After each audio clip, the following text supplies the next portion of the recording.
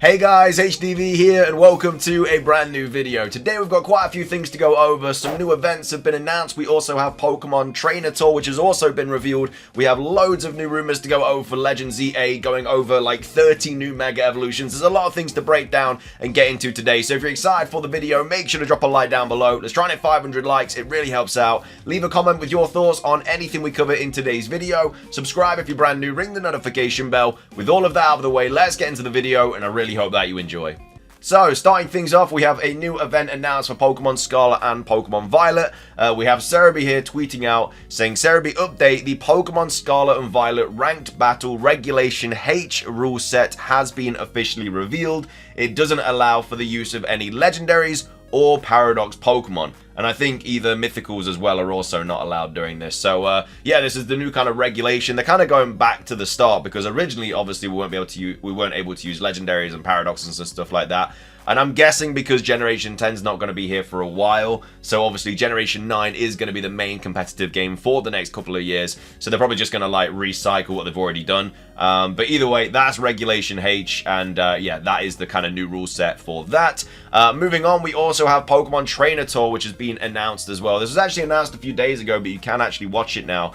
So we had Cerebi here tweeting out, saying, Cerebi update, Pokemon Trainer Tour is a new show announced that will air on Prime Video and Roku from July the 31st. This show follows various players of the Pokemon TCG across 8 episodes. So I guess if you're trying to get into the TCG, maybe this is definitely something that's up your alley, because obviously it dives into the TCG. I'm assuming it's promotion for Pokemon Pocket, and obviously we'll get like Pokemon Pocket relatively soon, but they're talking about the TCG because that new TCG game is coming out. I mean, that's just kind of my personal opinion about it. And then also, as well as that, Cerebi tweeting out saying, Cerebi update, Pokemon Trainer Tour is now available to watch on Prime Video in the US. So, yeah, I'm not sure if all the videos are out now available or they're just going to do like daily or weekly video. I'm not really too sure. But yeah, Pokemon Trainer Tour is now available on Amazon Prime in the US. I don't know where you can watch it everywhere else. I'm sure that it will be revealed very, very soon. But either way, that's Pokemon Trainer Tour. That is the Regulation H rule set. Moving on, we have some pretty big Dynamax news to go over regarding Pokemon Go. So the Pokemon group here tweeting out, obviously one of the main kind of data mining groups in the community regarding Pokemon Go. So in the latest Pokemon Go update on the 30th of July, a load of new data mines kind of were revealed within it. And of course, it's just, I guess, pushing more to some sort of announcement about this during a potential Pokemon Presents. Obviously, we have the hidden videos for Pokemon Scarlet and Violet. We have Pokemon Go's Dynamaxing that still needs to get announced. And then we obviously have Arm Rouge, which still needs to get announced in Pokemon Unite. So there's loads of things ready to be announced in a Pokemon Presents. It's just when is that Pokemon Presents going to get revealed? But anyway, we have the Pokemon group here tweeting out saying Bulbasaur is the first Pokemon to receive a configuration for Bread. So that's obviously Dynamax. Bread is like the code name for Dynamax in Pokemon Go. The configuration is related to Bread tier groups, which for Bulbasaur has been defined as Group 1.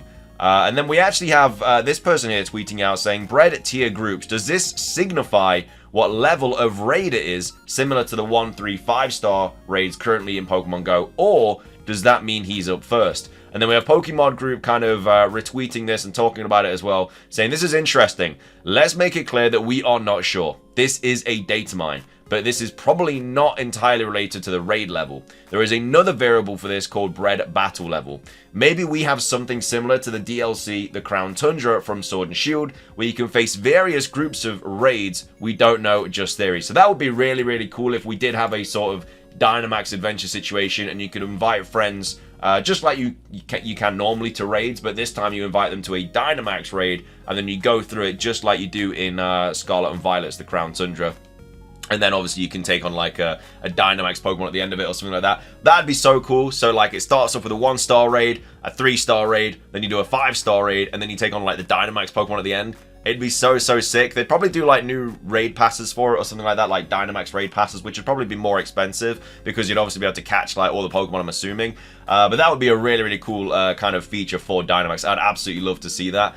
But yeah, in regards to what this Group 1 means, I personally think it's going to be like the first kind of group that's, I guess, published to the game, because obviously Bulbasaur does get a Gigantamax form and Gigantamax Venusaur. Obviously Charmander does, Blastoise does, so maybe they get pushed with it. But yeah, I really hope that it is something to do with like online Dynamax raids. That'd be so sick.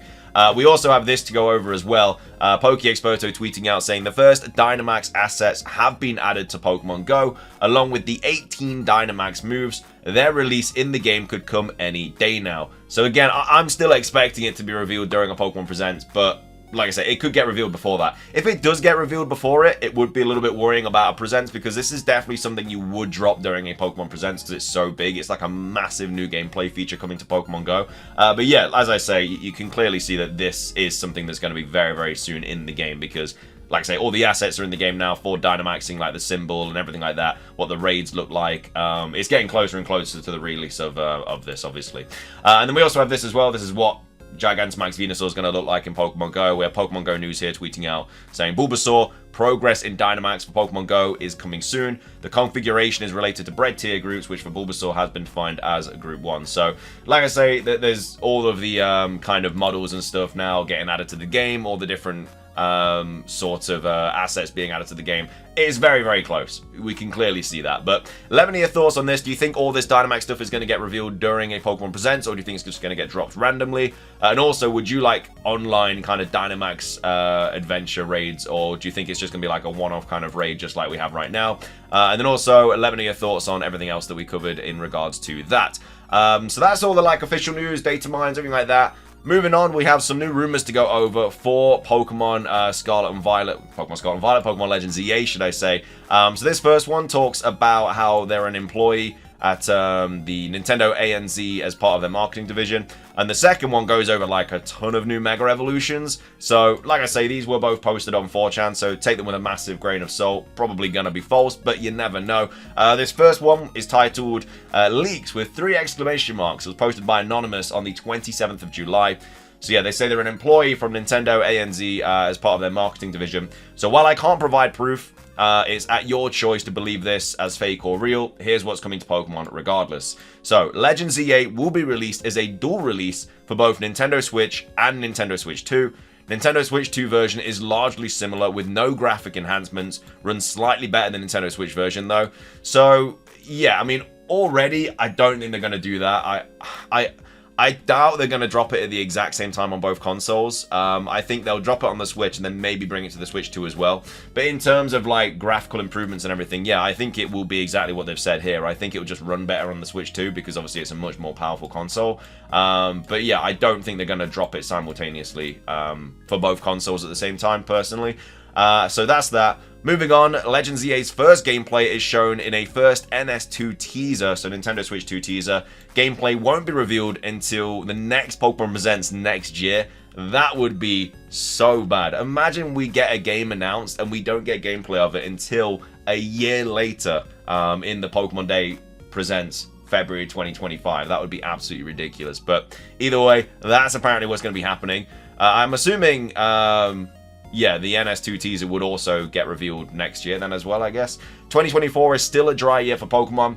You only have Pokemon Pocket coming in the next few weeks. Release is still unclear due to delayed development caused by distribution issues. I would place the release date around August to September. So they say that it's coming in a few weeks, but the release is still unclear.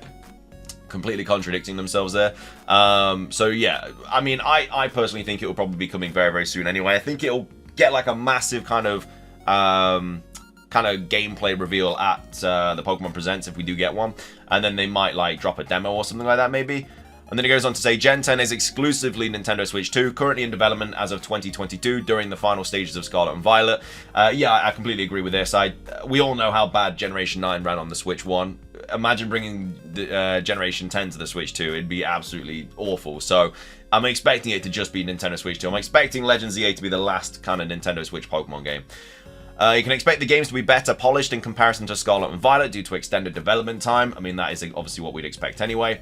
I have little information about Generation 10 games themselves, but what I'm aware of is that you'll have a dex number of which includes new Pokemon introduced in ZA and Generation 10. 1, 2, 3, 6 is the final number, so that's quite a few Pokemon, because I can't remember the exact number we're on right now, but it's definitely nowhere near 1, 2, 3, 6, so that would be like a lot of new Pokemon added to Pokemon Generation 10. I have an assumption that it has begun development this early with the original release window of 2025, being next year, but was delayed due to the outcry and reception from the community. But additionally, also to tie in with the 30th anniversary of Pokemon, which originally was going to be released with other games under the original plan. Can't tell if this game was, it was vague in the documentation. Due to the game's setting, various local businesses in Australia are planned to be doing special promotions of the Generation 10 games throughout 2026 to promote the 30th anniversary of Pokemon. So I'm assuming that they're kind of like hinting that it will be set in Australia. It then goes on to say, we are currently collaborating with the Pokemon Company in developing the 3rd or 4th Pokemon Center outside of Japan. Location is still unclear at this time, but it's between Sydney and Melbourne, with a few locations being considered. I think there actually is a Pokemon Center coming to Australia. I swear I remember talking about that in a video.